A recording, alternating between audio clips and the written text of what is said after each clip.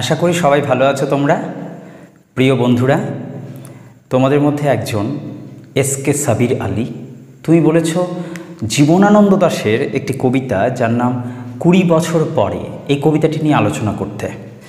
একটু দেরি হয়ে গেল বাবু, একটু সমস্যার মধ্যে ছিলাম, তাই আজ আলোচনা করব জীবনানন্দ দাশের লেখা ২০ বছর পরে কবিতা।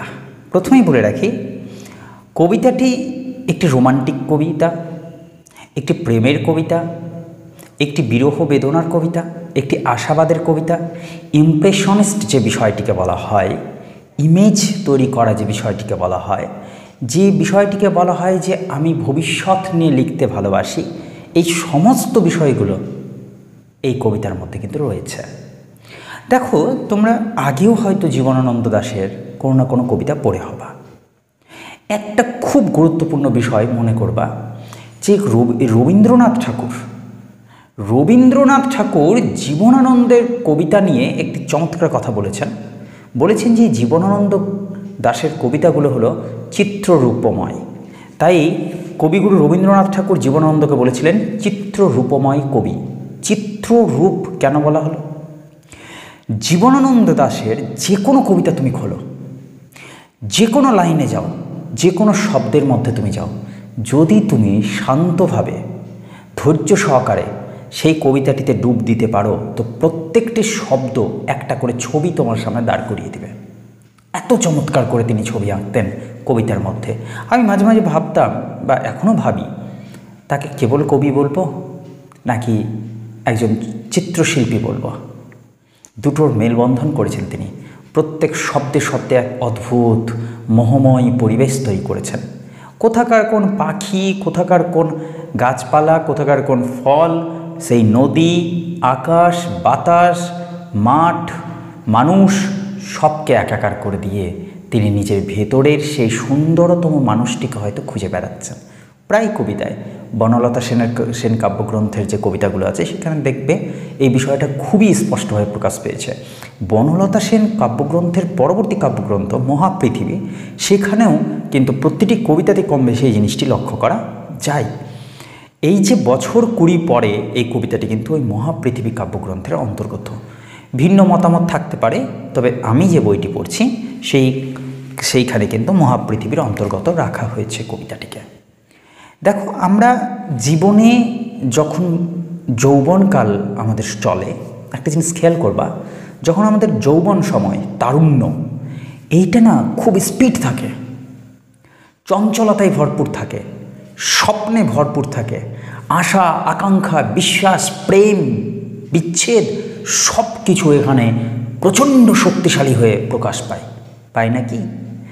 কিন্তু ধৈর্য সহকারে ভাবো একবার, তুমি যে সময়টিতে দাঁড়িয়ে আছো, সেই সময়টিতে স্রোত স্পিডে চলছে, কিন্তু আজ থেকে ঠিক ২০ বছর পরে যদি তোমার হারিয়ে যাওয়া প্রেমের সাথে দেখা হয়, অর্থাৎ প্রিয়তমার সাথে দেখা হয়, যদি সেদিন হেমন্তকাল থাকে, অথবা বর্ষা ঋতু আছে, অথবা বসন্ত আছে, যে কোনো ঋতু, সেই মাঠের মধ্যে যেখানে ধান কাটা হয়ে গেছে, সেই মাঠের ওই খড়কুটোগুলো নিয়ে হয়তো কোনো পাখি ঘর বানাচ্ছে, সেইখানে হয়তো চাঁদ নামছে, আর অন্ধকার এই পৃথিবীর মাঝে যখন চাঁদের আলো আসে, কবি যদি বলেন যে চাঁদ আসলো মুখে করে কালো কালো খড়কুটো গাছপালার ডালপাতাগুলো নিয়ে, কেমন লাগবে ব্যাপারটা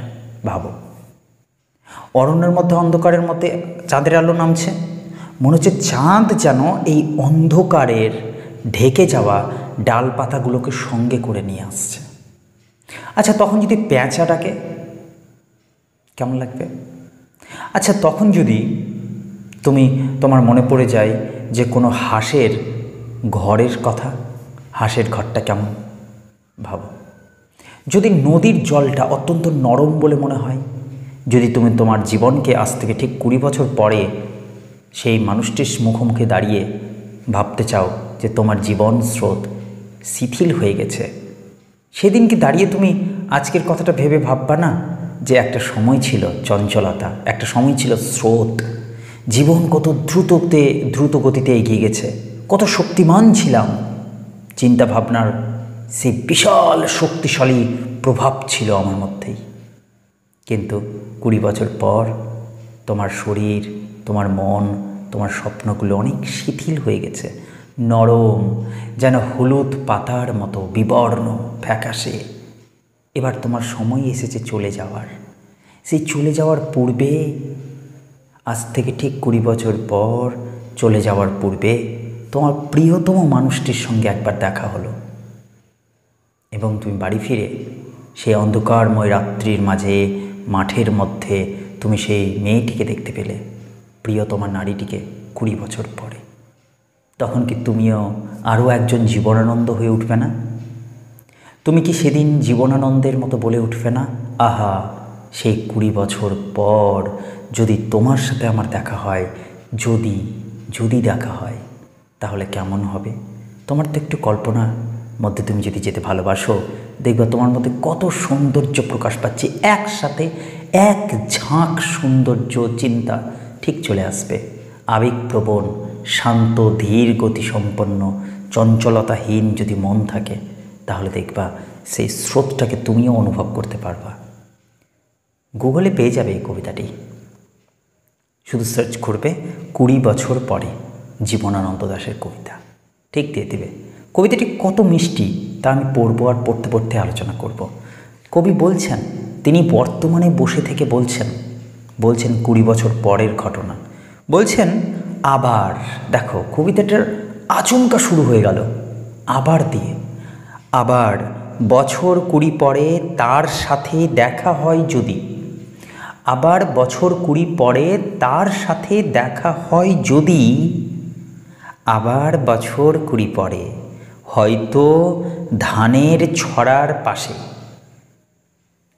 কার্তিকের মাসে, মাসটা কি?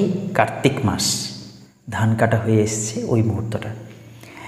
তখন হয়তো সন্ধ্যার কাক ঘরে ফেরে, তখন হলুদ নদী নরম নরম হয়, সর ঘাস, এক ধরনের সর, কাশফুল, হোগলা, সব একই ধরনের, মাঠের ভিতরে। কি চমৎকার কথা না? কি বলছেন তিনি? হয়তো ধানের জমির পাশে, হয়তো কার্তিকের মাসে, হয়তো সেই সময় সন্ধ্যাবেলায় সারা দিন ঘুরে বেরিয়েছে আকাশে মধ্য গগনে যে কাক, সে যদি বাসায় ফিরে সেই সন্ধ্যার মুহূর্ত। অর্থাৎ তিনি নিজের জীবনের কথা বলছেন, তার ফিরে যাওয়ার সময় এসেছে। নিজের বাসায় মানুষকে কিন্তু ফিরে যেতে হয়, মৃত্যুর মধ্যে দিয়ে নিজের বাসাতে আমরা সবাই ফিরে যাব। সেদিন হয়তো আমরাও বলবো সেই কাকটির মতো, সন্ধ্যার কাক যখন বাসায় ফিরে যাচ্ছে, সেই নদীটা যে হলুদ হয়ে গেছে, জীবন স্রোত, ভাবো একবার, হলুদ ফ্যাকাশে নদী নরম হয়ে গেছে। চিন্তাভাবনাগুলো কত নরম হয়ে যায় না বৃদ্ধ বয়সে? ভাবো কি চমৎকার কথা। সেই সময় সেই মাঠের ভিতরে সর ঘাস, কাশ, হোগলা, কত রকম ঝোপঝাড় গাছপালার মধ্যে, অথবা নাইকো ধান খেতে, আর হয়তো সেই সময় কোনো ধান নাই, আর জমিতে খেতে কোনো ধান নেই, ব্যস্ততা নাইকো আর। সত্যি তো, চিরকালকে এই ব্যস্ত জীবন থাকবে না। কত শান্ত হয়ে যাব একদিন আমরা, কোনো হইচই নাই, কোনো উৎপাত নেই, জীবন কেমন যেন নিরীহ একটি সরল রৈখিক পদ্ধতিতে চলে যাবে। কিন্তু সেদিন যদি মানুষটির সাথে দেখা হয়, দীর্ঘ 20 বছর আগে যার সাথে আমার বিচ্ছেদ হয়েছে, তার সাথে যদি আচমকা দেখা হয়ে যায়, কেমন হবে দিনটা? তাই তো তিনি বলছেন, অথবা নাইকো ধান খেতে আর, ব্যস্ততা নাইকো আর কোনো ব্যস্ত নাই। হাঁসের নীড়ের থেকে খড়, হাঁসের ঘর তৈরি হয় যেটা, যে খড়কুটো দিয়ে, পাখির নীড়ের থেকে খড়, ওই পাখির ঘরের মধ্যে যে খড়কুটোগুলো থাকে ছড়াতেছে, চারিদিকে ছড়িয়ে পড়ছে। সেই ঘর, সে ধানের জমি থেকে ধান তুলে নেওয়ার পরে যে খড়গুলো থাকে, সেই খড়গুলো নিয়ে হাঁস পাখিরা কি করে? নিজেদের নীড় তৈরি করে। সেগুলো চারদিকে ছড়িয়ে পড়ছে। আমরা তো সারাটা জীবন ধরে ঘর বাঁধবার জন্য, বাসা বানানোর জন্য কত হাই হাই করি, কত দৌড়োদৌড়ি, কত ছুটোছুটি করি, কিন্তু একদিন আমাদের সময় আসে, সমস্ত ব্যস্ততা থেমে যায়, আর কোনো ধান থাকে না আমাদের জমিতে, শেষ। মণিয়ার ঘরে রাত, মণিয়া একটি পাখির নাম, বলছে মণিয়ার ঘরে তখন হয়তো রাত নামছে, এই তো নিজের হৃদয় মণিয়া। শীত আর শিশিরের জল, শীতকাল চলছে, খুব শান্ত ঠান্ডা জোড়োসোড়ো হয়ে গেছে মানুষটা। এই শীতের সাথে সাথে কোথাও যেন জীবনের শান্ত হয়ে যাওয়ার একটা অদ্ভুত মিল আছে, শিশিরের মতো শান্ত শীতল। জীবন গিয়েছে চলে, এই কথাটাতে এসে কোথাও যেন আমাদেরকে থামতে হয় একবার। তিনি কত কত বেদনার সাথে বলছেন। আজ থেকে 20 বছর পরে গিয়ে যেটা কথা বলবেন, সেই কথাটা তিনি 20 বছর আগেই ভেবে নিচ্ছেন। তিনি বলছেন সেই সময় তিনি বলবেন হয়তো, জীবন গিয়েছে চলে আমাদের 20 বছরের পরে। জীবন গিয়েছে চলে আমাদের 20 বছরের পার, তখন হঠাৎ যদি মেঠো পথে পাই আমি তোমারে আবার, সেই মাঠের পথে যদি আমি তোমাকে আবারও দেখতে পাই, হয়তো এসেছে চাঁদ, হয়তো সে সময় চাঁদ নামছে। জীবনের অন্ধকার এত পথের মাঝে সামান্য আলো নিয়ে তুমি হয়তো আসলে, তখন হয়তো চারিদিকে অন্ধকার আর তার মাঝে চাঁদ নামছে। হয়তো এসেছে চাঁদ মাঝরাতে এক রাশ পাতার পিছনে। অদ্ভুত কথা, চাঁদকে নিয়ে রোমান্টিক কবিতা লিখেছেন এরকম কবির সংখ্যা প্রচুর আছে, কিন্তু জীবনানন্দ যখনই চাঁদকে নিয়ে এসছেন তার কবিতায়, প্রত্যেকবারই নতুন নতুন স্টাইলে। ভেবে দেখো, চাঁদ নামছে গভীর অন্ধকারের মধ্যে, সেই মাঠের মধ্যে, কিন্তু বড় বড় কালো কালো গাছের পাতাগুলোর আড়ালে নামছে চাঁদ। অর্থাৎ প্রেম তো আসে, দীর্ঘ 20 বছর পরে হয়তো প্রেমিক প্রেমিকার সাথে দেখা হবে, সেই প্রেম তো আসবে, কিন্তু কত কত রকম সামাজিক বন্ধন, বাধা, এই সমস্ত কিছুর আড়ালে আমরা আমাদেরকে দেখব, আমাদের প্রেমকে খুঁজব, আমাদের হারিয়ে যাওয়া 20 বছরকে খুঁজব। অদ্ভুত কথা। হয়তো এসেছে চাঁদ মাঝরাতে এক রাশ পাতার পিছনে, সরু সরু কালো কালো ডালপালা মুখে নিয়ে তার। এই 20টা বছরের যে জমে থাকা অন্ধকার, বিচ্ছেদের যে বেদনা, কত বেদনাদায়ক, কত কষ্টকর, এই সমস্ত কিছু মুখে নিয়ে প্রেম নামছে আমাদের জীবনে। নামবে 20 বছর পরে চাঁদ। চাঁদের মুখে থাকবে কি? কালো কালো ডালপালা তার মুখে থাকবে, শিরিষের অথবা জামের। এবার গাছগুলো যেগুলো ডালপালা বললাম, কোন কোন গাছের? শিরিষ গাছ অথবা জাম গাছ অথবা ঝাউবন হবে অথবা আম হবে। তাই বলছেন তিনি, হয়তো এসেছে চাঁদ মাঝরাতে একরাশ পাতার পিছনে, সরু সরু কালো কালো ডালপালা মুখে নিয়ে তার, শিরিষের অথবা জামের, ঝাউয়ের, আমের। 20 বছরের পরে তখন তোমারে নাই মনে। কত স্মৃতির পর স্মৃতিরা চাপা পড়ে যায়, কত স্মৃতির চাপে, সামাজিক ন্যায় অন্যায়ের চাপে, ভালো মন্দর বিচার করতে গিয়ে কত স্মৃতি চাপা পড়ে যায় আমাদের মনের মধ্যে। সেই দিনটিকে যদি আমরা অনুমান করি, অনুভব করি, কি বলবো আমরা সেদিন? হয়তো কবির মতোই বলবো, 20 বছরের পরে তখন তোমারে নাই মনে। তখন হয়তো আমার আর মনে তোমার কথা ধীরে ধীরে ম্লান হয়ে গেছে, হয়তো আর তেমনভাবে মনে পড়ছে না তোমার কথা। জীবন গিয়েছে চলে আমাদের 20 বছরের পার, তখন আবার যদি দেখা হয় তোমার আমার। এত সুন্দর, এত সুন্দর চিত্রটা দেখছো, কত চমৎকার ছবি আঁকছেন। শেষ প্যারা, শেষ স্তবক কি বলছেন? তখন হয়তো মাঠে হামাগুড়ি দিয়ে পেঁচা নামে, সেই পেঁচা, বৃদ্ধ পেঁচা সেই মাঠের মধ্যে নামছে। সোজাভাবে নয়, কাত হয়ে গেছে তার শরীর, হামাগুড়ি দিচ্ছে, যেন শৈশব ফিরে আসছে সেই মানুষটির মধ্যে, মনের মধ্যে। হয়তো তখন হয়তো মাঠে হামাগুড়ি দিয়ে পেঁচা নামে। বাবলার গলির অন্ধকারে এবার বাবলা গাছে পৌঁছে গেলেন কবি। চারিদিকে বাবলা গাছ, আর বাবলা গাছের পাশ দিয়ে যে গলিটা চলে গেছে রাস্তাটা, সেইখানে অন্ধকারের মধ্যে পেঁচা হামাগুড়ি দিচ্ছে। অসতের জানালার ফাঁকে, অসত গাছের মধ্যে সেই জানালা, ভাবো সেই ডালপালাগুলো, সেই ফাঁকের মধ্যে, সেই অন্ধকারের মধ্যে কে নামছে? সেই পাখিটি। কিন্তু সেই পাখির মতো করে কবি নিজেই লুকিয়ে যেতে চাইছেন এইগুলোর আড়ালে। তিনি বলছেন, তখন হয়তো মাঠে হামাগুড়ি দিয়ে পেঁচা নামে, আর আর বাবলার গলির অন্ধকারে, অসথের জানালার ফাঁকে কোথায় লুকাই আপনাকে? নিজেকে আমি কোথায় লুকোবো বলো তো? যদি আচমকা 20 বছর পরে সেই মানুষটির সাথে দেখা হয়, নিজেকে আমি কোথায় লুকিয়ে রাখবো? কিভাবে লুকিয়ে রাখবো? চোখের পাতার মতো নেমে চুপি কোথায় চিলের ডানা থামে। যে চিলটা সারা জীবন ধরে উড়ছে উড়ছে উড়ছে উড়ছে, সে কোথায় থামবে চুপ করে? তার ডানা থামাতে হবে। যেভাবে ঘুমের মধ্যে যাওয়ার আগে আমাদের চোখের পাতা নরম হয়ে বন্ধ হয়ে যায়, ঠিক তেমনভাবে আমাদের এই স্রোত, জীবন স্রোত নামক যে চিল পাখিটা, তার ডানাও একদিন থামবে। কোথায় লুকোবো? সে সময় কেবল মনে পড়বে এই চিল একদিন সোনালি হয়ে গেছিল। সোনালি সোনালি চিল। দেখবে সূর্যাস্ত যখন হয়, পশ্চিম আকাশটা কেমন সোনালি রং হয়ে যায়, কমলা রং, হলুদ রং হয়ে যায় মাঝে মাঝে।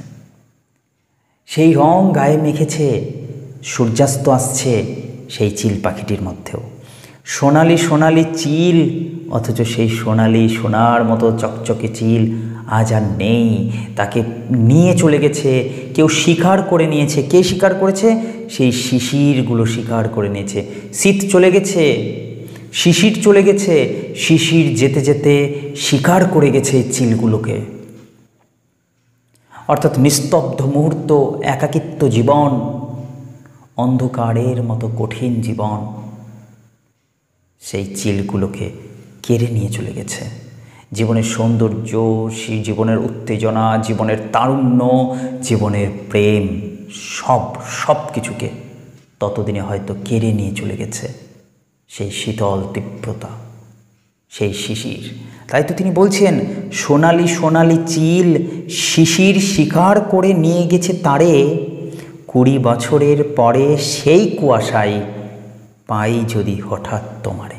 সেই কুয়াশার মতো জীবন, যার আগে পিছিয়ে কিছু আমরা বুঝতে পারছি না, সে অদ্ভুত কুজ্ঝটিকাময়, সেই অদ্ভুত কুয়াশাময় চারিদিকের মাঠের মধ্যে আচমকা যদি তোমাকে দেখতে পাই আমি, কেমন হবে সময়টা? আরেকবার পড়ি কবিতাটা, কত সুন্দর, একবার ফিল করো। যারা দেখছো ক্লাসটা, শুনছো যারা, তার কিছুক্ষণের জন্য চোখ বন্ধ করে দাও, চোখ বন্ধ করে সেই ছবিটাকে ফিল করো, কত চমৎকার। আবার বছর 20 পরে তার সাথে দেখা হয় যদি, আবার বছর 20 পরে হয়তো ধানের ছড়ার পাশে কার্তিকের মাসে, তখন সন্ধ্যার কাক ঘরে ফেরে, তখন হলুদ নদী নরম নরম হয়, স্বর কাশ হোগলায় মাঠের ভিতরে। অথবা নাইকো ধান খেতে আর ব্যস্ততা, নাইকো আর হাঁসের নীড়ের থেকে খড়, পাখির নীড়ের থেকে খড় ছড়াতেছে। মণিয়ার ঘরে রাত, শীত আর শিশিরের জল। জীবন গেয়েছে চলে আমাদের 20 বছরের পার, তখন হঠাৎ যদি মেঠো পথে পাই আমি তোমারে আবার। হয়তো এসেছে চাঁদ মাঝরাতে একরাশ পাতার পিছনে, সরু সরু কালো কালো ডালপালা নিয়ে মুখে নিয়ে তার, শিরিষের অথবা জামের, ঝাউয়ের অথবা আমের। 20 বছরের পরে তখন তোমারে নাই মনে, জীবন গিয়েছে চলে আমাদের 20 বছরের পার, তখন আবার যদি দেখা হয় তোমার আমার। তখন হয়তো মাঠে হামাগুড়ি দিয়ে পেঁচা নামে, বাবলার গলির অন্ধকারে, অসথের জানালার ফাঁকে কোথায় লুকায় আপনাকে। চোখের পাতার মতো নেমে চুপি কোথায় চিলের ডানা থামে। সোনালি সোনালি চিল শিশির শিকার করে নিয়ে গেছে তারে, 20 বছরের পরে সেই কুয়াশায় পাই যদি হঠাৎ তোমারে। আলোচনাটি কেমন লাগলো অবশ্যই জানাবে। যদি ভালো লেগে থাকে অবশ্যই জানাবে, আমার খুব ভালো লাগবে। ধন্যবাদ, ভালো থেকো সবাই।